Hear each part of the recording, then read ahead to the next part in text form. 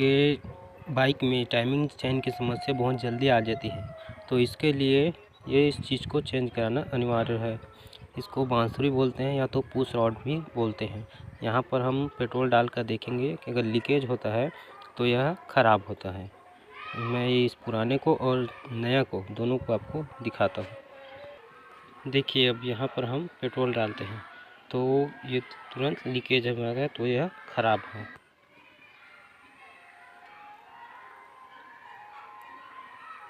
ये देखिए, इसमें पेट्रोल जो है वो रुक भी नहीं रहा है।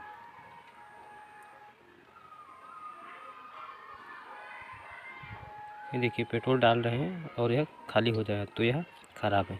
अब इसी में हम नया को देखते हैं कि क्या होता है। देखिए, ये है हमारा जो नया ओरिजिनल यह आता है।